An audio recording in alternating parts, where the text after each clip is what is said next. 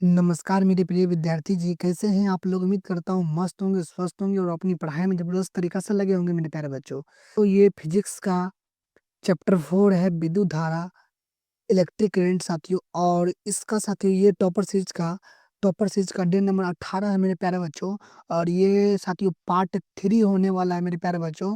और पार्ट 1 भी हो चुका है, पार्ट 2 भी हो चुका है मेरे प्यारे बच्चों।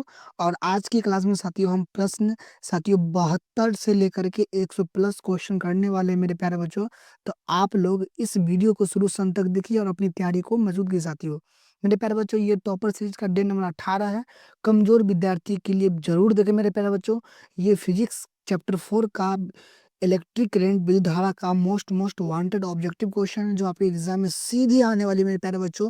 तो आप देरी क्यों कर रहे हैं साथियों? सबसे पहले फटाफट इस वीडियो को साथियों शेयर कर दीजिए मेरे प्यारे बच्चों। शेयर करके लाइक कर दीजिए, बेल आइकन को ऑल पे करके प्रेस कर दीजिए, सब्सक्राइब कर दीजिए मेरे प्यारे बच्चों।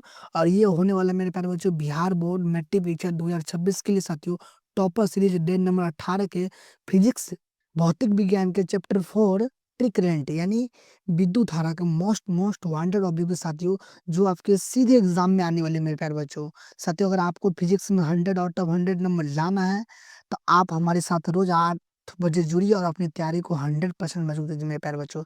तो मेरे प्यारे बच्चों अगर पार्ट 1 नहीं देखे हैं, 2 नहीं देखे हैं मेरे साथियों, तो आप इस वीडियो को डिस्क्रिप्शन में जाकर के इस वीडियो खत्म होने के बाद साथियों जाकर के आप देख सकते हो वहाँ पे सारा साथियों प्लेलिस्ट में आप लोगों को दिया गया है मेरे प्यारे बच्चों लाइन से। चलिए मेरे प्यारे बच्चों बिना के देरी किए हुए आज की क्लास को स्टार्ट करते हैं मेरे प्यारे बच्चों। मेरे प्यारे बच्चों ये पार्ट 3 होने वाला है मेरे प्यारे बच्चों। और पार्ट 3 में हम साथियों प्रश्न 72 से प्रश्न साथियों 100 प्लस करने वाले हैं मेरे प्यारे बच्चों। तो आप लोग इस वीडियो को लाइक नहीं किए हैं तो लाइक कर दीजिए, चैनल को सब्सक्राइब कर दीजिए मेरे प्यारे बच्चों। चलिए प्रश्न 72 को देखते हैं। प्रश्न 72 है, आममीटर को श्रेणी क्रम में क्यों जोड़ा जाता है साथियों? कम ऊर्जा प्राप्त करने के लिए, कम प्रतिरोध प्राप्त करने के लिए, कम ताप प्राप्त करने के लिए, उच्च प्रतिरोध प्राप्त करने के लिए साथियों आमीटर को श्रेणी क्रम में क्यों जोड़ा जाता है मेरे प्यारे बच्चों? तो कम प्रतिरोध प्राप्त करने के लिए जोड़ा जाता है, यानी option number B correct answer हो जाएगा मेरे प्यारे बच्चों। चलिए प्रश्न 73 को देखते हैं मेरे प्रिय विद्यार्थी जी। प्रश्न 73 है, किसी परिपथ का वह गुण जो विद्युत ऊर्जा को ऊष्मा ऊर्जा में बदल देता है वो है। तो ऑप्शन ए है प्रतिरोध, धारा, विभवांतर, शक्ति। किसी परिपथ का वह गुण जो विद्युत धारा को ऊष्मा ऊर्जा में बदल देता है मेरे प्यारे बच्चों वो है आपका प्रतिरोध, यानी ऑप्शन नंबर ए सही हो जाएगा साथियों। और प्रतिरोध का ऐसा ही मात्रा क्या होता है मेरे प्यारे बच्चों? आप लोग कमेंट बॉक्स में जरूर बताइएगा मेरे प्यारे बच्चों। कमेंट का इंतजार रहेगा। चलिए प्रश्न अगला प्रश्न को देखते हैं मेरे प्रिय विद्यार्थी जी। प्रश्न 74 है, वोल्ट मीटर को समांतर क्रम में क्यों जोड़ते हैं? अधिक प्रतिरोध प्राप्त करने के लिए, कम प्रतिरोध प्राप्त करने के लिए, अधिक ऊर्जा प्राप्त करने के लिए, कम ऊर्जा प्राप्त करने के लिए साथियों। तो वोल्ट मीटर को समांतर क्रम में जोड़ते हैं मेरे प्रिय विद्यार्थी जी। तो अधिक प्रतिरोध प्राप्त करने के लिए जोड़ते हैं, ऑप्शन नंबर ए करेक्ट हो जाएगा मेरे प्रिय विद्यार्थी जी। अगला प्रश्न को देखिए मेरे साथियों। प्रश्न 75 है, जिस परिपथ में धारा दोनों दिशाओं में प्रवाहित होती है उसे क्या कहते हैं? मोस्ट वांटेड ऑब्जेक्टिव क्वेश्चन है आपके एग्जाम में आने के लिए। सारथी धारा, एसी, दोनों दिश धारा, इनमें से कोई नहीं। विद्युत परिपथ में धारा दोनों दिशाओं में प्रवाहित होती है उसे कहते हैं मेरे प्रिय विद्यार्थी जी। तो प्रतिवर्ती धारा कहते हैं एसी, ऑप्शन नंबर ए सही हो जाएगा मेरे प्यारे बच्चों, एसी। चलिए अगला प्रश्न को देखते हैं मेरे प्रिय विद्यार्थी जी। प्रश्न 76 है, जिस पदार्थ में आवेशों का प्रवाह आसानी से होता है उसे क्या कहते हैं? ये मोस्ट वांटेड ऑब्जेक्टिव क्वेश्चन आपके एग्जाम में आने के लिए मेरे प्यारे बच्चों। सुचालक, अचालक, कुचालक, इनमें से कोई नहीं। तो जिस पदार्थ में आवेशों का प्रवाह आसानी से हो जाता है उसे कहते हैं मेरे प्रिय विद्यार्थी जी, तो सुचालक कहते हैं, option number A correct answer हो जाएगा मेरे प्रिय विद्यार्थी जी। चलिए प्रश्न 77 है मेरे साथियों। समानांतर क्रम में संयोजन प्रतिरोधों की संख्या घटने के उपरांत संयोजित प्रतिरोधों का कुल प्रतिरोध है बढ़ता है, घटता है, अपरिवर्तित रहता है? ऑप्शन नंबर डी कोई नहीं मेरे प्यारे बच्चों। तो आपको बताना है कि समानांतर क्रम में प्रतिरोधों की संख्या घटने के उपरांत संयोजन प्रतिरोधों की कुल प्रतिरोध होता है मेरे प्रिय विद्यार्थी जी, तो बढ़ता है, यानी ऑप्शन नंबर ए हो जाएगा, इंक्रीज होता है मेरे प्यारे बच्चों। क्यों? 78 है, चालक का प्रतिरोध निर्भर नहीं करता है चालक की लंबाई पर, चालक के अनुप्रस्थ काट क्षेत्रफल पर, चालक के तापमान पर साथियों। तो चालक का प्रतिरोध निर्भर नहीं करता है मेरे साथियों। ये मोस्ट वांटेड ऑब्जेक्टिव क्वेश्चन आपको एग्जाम में आने के लिए मेरे प्यारे बच्चों। तो चालक के तापमान पर निर्भर नहीं करता, यानी ऑप्शन नंबर सी करेक्ट हो जाएगा। मेरे प्रिय विद्यार्थी जी, निम्नलिखित में कौन विद्युत का सबसे अच्छा चालक है? तांबा, सोना, चांदी मेरे प्यारे बच्चों। तो निम्नलिखित में कौन विद्युत का सबसे अच्छा चालक है मेरे प्रिय विद्यार्थी जी? तो चांदी यानी ऑप्शन नंबर सी हो जाएगा, सिल्वर मेरे प्यारे बच्चों। जिस पदार्थ में अति निम्न ताप पर बिना किसी प्रतिरोध के धारा का मान होता है उसे क्या कहते हैं? अति चालक कहते हैं, सुचालक कहते हैं मेरे प्रिय विद्यार्थी जी। ऑप्शन सी हो जाए चालक कहते हैं मेरे प्यारे बच्चों, कुचालक कहते हैं, या फिर इनमें से कोई नहीं मेरे प्यारे बच्चों। तो जिस पदार्थ में अति निम्न ताप पर बिना किसी प्रतिरोध के धारा का मान गमन होता है मेरे साथी, उसे कहते हैं मेरे प्रिय विद्यार्थी जी। तो उसे अति चालक कहते हैं। ऑप्शन नंबर एक करेक्ट आंसर हो जाएगा मेरे प्रिय विद्यार्थी जी। चलिए प्रश्न अगला देखते हैं मेरे साथियों। प्रश्न अगला है 81। कॉपर की प्रतिरोध कितनी होती है? 1.62 गुना 10 के पावर माइनस 2, 1.62 गुना 10 के पावर माइनस 5, 1.62 गुना 10 के पावर माइनस 6।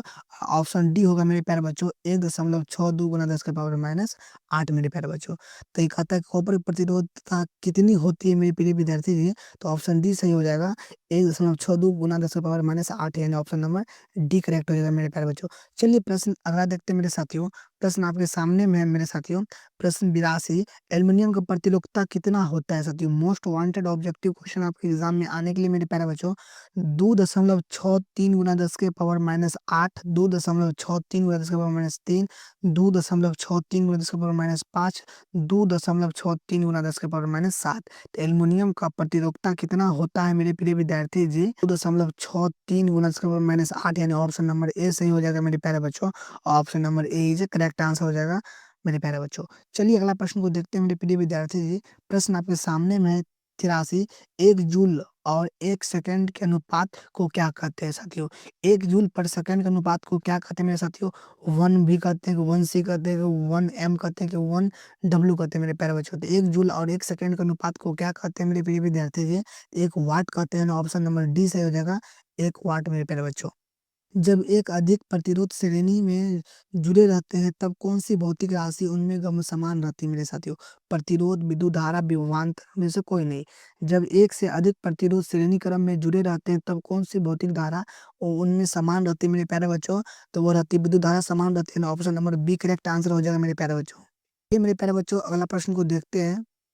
प्रश्न आपके सामने 85 है। बीओटी यूनिट क्या है मेरे साथियों? ये मोस्ट वांटेड ऑब्जेक्टिव क्वेश्चन मेरे प्यारे बच्चों। क्या कहता है बीओटी यूनिट क्या है मेरे साथियों? कितना होता है? तो ये 3.6 गुना 10 के पावर 6 जूल होता है, 3.6 गुना 10 के पावर 2 जूल होता है, 3.6 गुना 10 के पावर 3 जूल होता है, 3.6 गुना 10 के पावर 8 जूल होता है। तो बीओटी यूनिट क्या है मेरे प्रिय विद्यार्थी जी? तो 3.6 गुना 10 के पावर 6 जूल होता है मेरे प्यारे बच्चों, यानी option number A correct answer हो जाएगा मेरे साथियों। ये मेरे प्रिय विद्यार्थी जी इंपॉर्टेंट है। विद्युत बल्ब किस धातु का बना होता है साथियों? मोस्ट वांटेड ऑब्जेक्टिव क्वेश्चन है आपके एग्जाम में आने के लिए मेरे प्यारे बच्चों। तांबा, लोहा, प्लास्टिक, कांच, विद्युत बल्ब किस धातु का बना होता है? मेरे कांच का बना होता है। ऑप्शन नंबर डी हो जाएगा साथियों। और कांच का रासायनिक रासायनिक संकेत क्या होता है साथियों? पी बी होता है मेरे प्यारे बच्चों, ये भी याद रखेंगे। प्रश्न साथियों 87 है। विद्युत बल्ब में कौन सी गैस भरी जाती है साथियों? निष्क्रिय gas, oxygen gas, nitrogen gas, इनमें से कोई नहीं साथियों। विद्युत बल्ब में कौन सी गैस भरी जाती है मेरे प्रिय विद्यार्थी जी? तो निष्क्रिय गैस भरी जाती है। ऑप्शन नंबर ए होती है मेरे प्यारे बच्चों। चलिए मेरे साथियों अगला प्रश्न को देखते हैं साथियों। प्रश्न 88। टंगस्टन धातु के गलनांक कितना होता है मेरे प्यारे बच्चों? ये इंपॉर्टेंट क्वेश्चन आपके एग्जाम साथियों एग्जाम 2026 में मेरे प्यारे बच्चों आने के लिए आप लोग तैयार रहिए साथियों। 9 है मेरे प्यारे बच्चों। नाइक्रोम में कौन सा तत्व होते हैं मेरे साथियों? निकेल एवं क्रोमिनियम, नाइट्रोजन एवं कार्बन, निकेल एवं कार्बन, नाइलॉन एवं क्रोमिनियम साथियों। तो निकेल में कौन सा तत्व होते हैं मेरे प्रिय विद्यार्थी जी? तो वो होते हैं निकेल एवं क्रोमिनियम होते हैं। ऑप्शन नंबर ए सही हो जाएगा मेरे साथियों। चलिए प्रश्न साथियों 90 को देखते हैं साथियों। परिपथ की सुरक्षा के लिए किस युक्ति का उपयोग किया जाता है? विद्युत फ्यूज, एमीटर, वोल्टमीटर, इनमें से कोई नहीं साथियों। तो परिपथ की सुरक्षा के लिए किस युक्ति का उपयोग किया जाता है मेरे प्रिय विद्यार्थी जी? तो विद्युत फ्यूज का प्रयोग किया जाता है, यानी ऑप्शन नंबर ए सही हो जाएगा। और अगला प्रश्न को देखते हैं मेरे प्रिय विद्यार्थी जी। प्रश्न 91। मानव शरीर का प्रतिरोध कितना होता है? 30,000 ओम, 25,000 ओम, 20,000 ओम, 27,000 ओम साथियों। तो मानव शरीर का प्रतिरोध कितना होता है? तो 30,000 ओम होता है। ऑप्शन नंबर ए सही हो जाएगा साथियों मेरे प्यारे बच्चों। 92 साथियों। जब जब हमारा शरीर गीला होता है तो प्रतिरोध कितना होता है? 50 ओम से 100 ओम, 100 से 150 ओम, से 300 ओम साथियों। जो हमारा शरीर गीला होता है तो प्रतिरोध होता है साथियों, तो 200 से 300 ओम होता है। ऑप्शन नंबर डी सही हो जाएगा साथियों, 200 से 300 ओम में। बच्चों ध्यान में, काफी इंपॉर्टेंट प्रश्न साथियों है। निम्नलिखित में कौन विद्युत का सुचालक है? Sulphur, chlorine, graphite, iodine. निम्नलिखित में कौन विद्युत का सुचालक है? ये एमबीबीआई प्रश्न है साथियों आपके एग्जाम में आने के लिए। तो हो जाएगा ग्रेफाइट, यानी option number C correct answer हो जाएगा मेरे प्यारे बच्चों। चलिए अगला प्रश्न को देखते हैं मेरे प्रिय विद्यार्थी जी। प्रश्न आपके सामने में है मेरे साथियों। प्रश्न साथियों 94 आमीटर से निम्नलिखित में किसे मापा जाता है? आमीटर से निम्नलिखित में से किसे मापा जाता है? तो धारा का, आवेश, विभव का, विद्युत शक्ति का। तो आमीटर से निम्नलिखित में से किसे मापा जाता है मेरे प्रिय विद्यार्थी जी? तो वो धारा का मापा जाता है, ऑप्शन नंबर ए सही हो जाएगा। चलिए अगला प्रश्न को देखते हैं मेरे प्रिय विद्यार्थी जी। प्रश्न साथियों आपके सामने में 95 है कि 1 माइक्रो एम्पियर बराबर होता है 10 से 3 एम्पियर, 10 से 2 एम्पियर साथियों, और 10 एम्पियर, 10 से 6 एम्पियर मेरे प्यारे बच्चों। तो क्या होगा? 10 से 3 एम्पियर होगा, यानी ऑप्शन नंबर ए से हो जाएगा। 1 माइक्रो एम्पियर बराबर होता है मेरे साथियों। चलिए प्रश्न साथियों अगला देखते हैं। प्रश्न आपके सामने में 96 आमीटर का प्रतिरोध होता है, छोटा, बड़ा, बहुत छोटा, इनमें से कोई नहीं। तो आमीटर का प्रतिरोध होता है मेरे साथियों, ये मोस्ट वांटेड ऑब्जेक्टिव क्वेश्चन आपके एग्जाम में आने के लिए मेरे प्यारे बच्चों। तो बहुत छोटा होता है, यानी ऑप्शन नंबर सी करेक्ट हो जाएगा।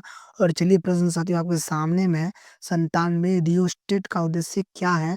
धारा के परिणाम में वृद्धि, धारा के परिणाम में कमी, धारा के परिणाम में वृद्धि या कमी, इनमें से कोई नहीं।